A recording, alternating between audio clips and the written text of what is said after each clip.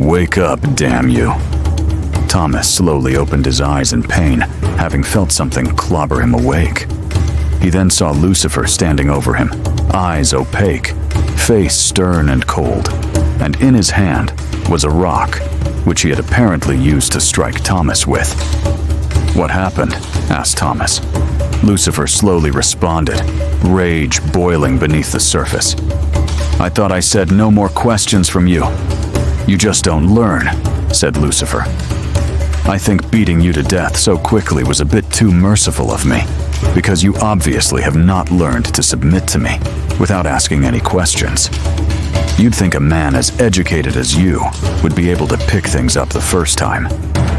But lucky for you, I'm a very persistent teacher, one you'll find to be quite resourceful when it comes to helping you retain information.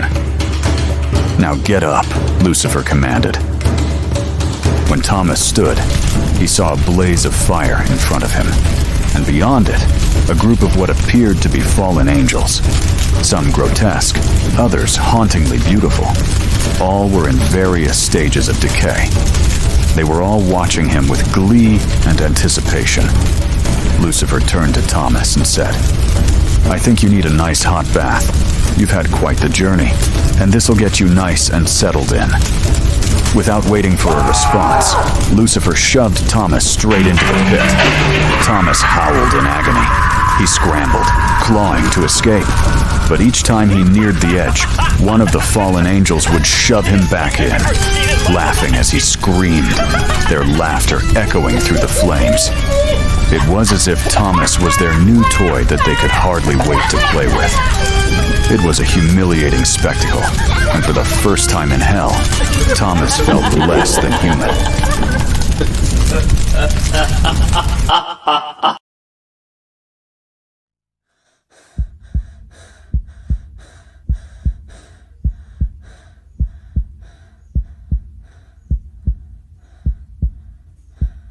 "You don't look so hot," Lucifer said while observing Thomas at his bedside. "Hot. Get it? You burning to death." He then let the joke linger in the air for a moment, amused by his own wit. But just as quickly, his expression hardened. The smile fades. Lucifer then commanded, "Answer me," his voice flat and cold. Thomas stammers, Yes, of course." Lucifer sighed, clearly disappointed.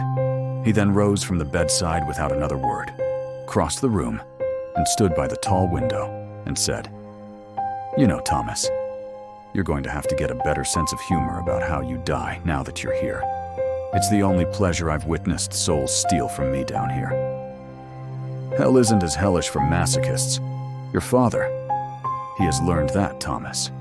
He is a model resident of this place. My most faithful and submissive subject." He then paused to observe the effect that his words had on Thomas. "That's right. He's nothing but an extension of my will and an object of my desires down here. We'll visit your old man at some point. I want to show you just how broken I want you to be by using your most prized role model as a shining example. I want you doing things you never imagined you would, simply because the desire for it flashed in my mind, if even just for only a moment. But no rush. We've got plenty of time together, right, Thomas?" Lucifer said with increasing glee while smirking.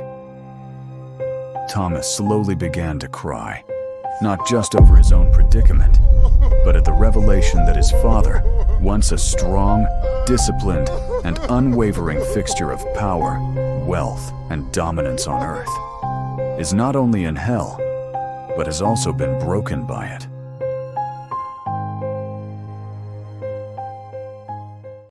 "Stop your whining," Lucifer scowled.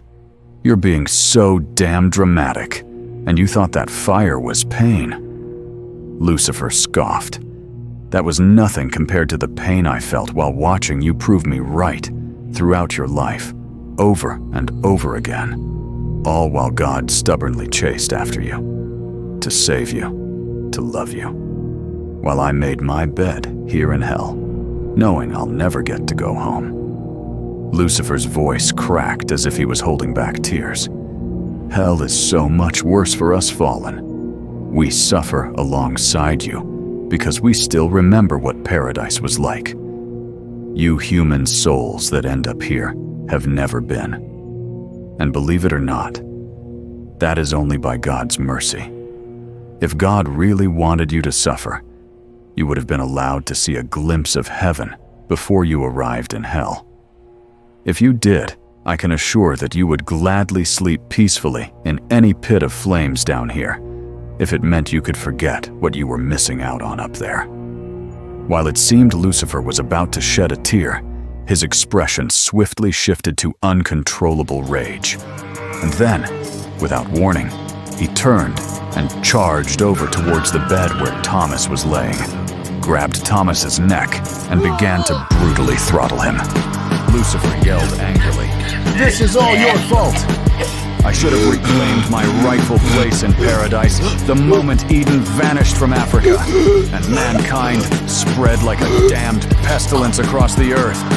When you mutilated God's flesh on Calvary like savage beasts, I knew what you were, what you are, and what you always will be. A species made from shit and driven by pride, greed, power, and status, the things God projected onto me. Damn you!"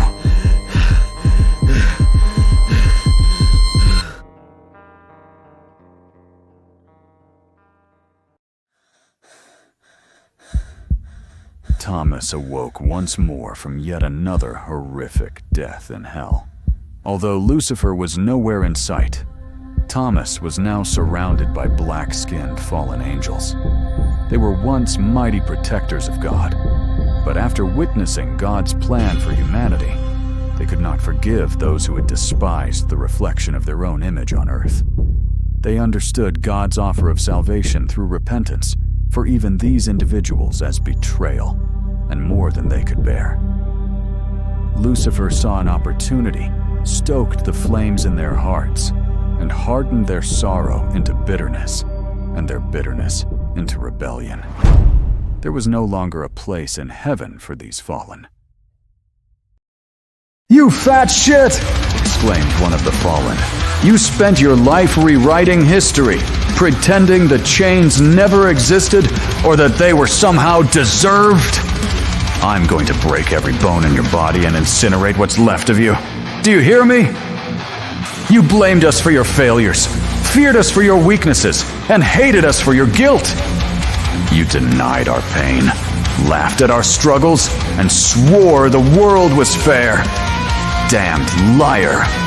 May mercy never find you down here. You built your world on our backs, then called yourself self-made and labeled us your burden. You hear me well, Thomas. You will move heaven and earth by yourself to construct the largest monument to us that hell has ever witnessed. No help, no rest, brick by brick, or I shall crush you into oblivion with every single one of them. You called us beasts, monsters, criminals. I'll be each of those things to you down here, plus so much more. You built your world on our suffering and dared to call us lazy. I'll smash you like the filthy rodent you are.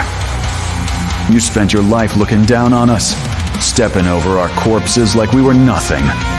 But down here, you're lower than the shit and human rot under our feet. Beg, scream, cry. It won't change a goddamn thing. You think you know pain? I'll show you pain. You think hell is unfair? You never cared about fairness when the scales tipped your way. You never cared about justice when we begged for it. You'll beg for death down here, I can assure you of that. No crosses to hide behind. No Bibles to thump. No prayers to save you. No police to call. Just you, us, and everything we can find to mercilessly batter you with. Earn it, you said. No handouts, you said. And yet, every step you took was on stolen ground. Every prize you claimed was bought with stolen wealth, stolen advantage, and another man's blood and suffering. I can't wait to rip you limb from limb until creation's last breath. Strip him, skin first, then bring me the flogger.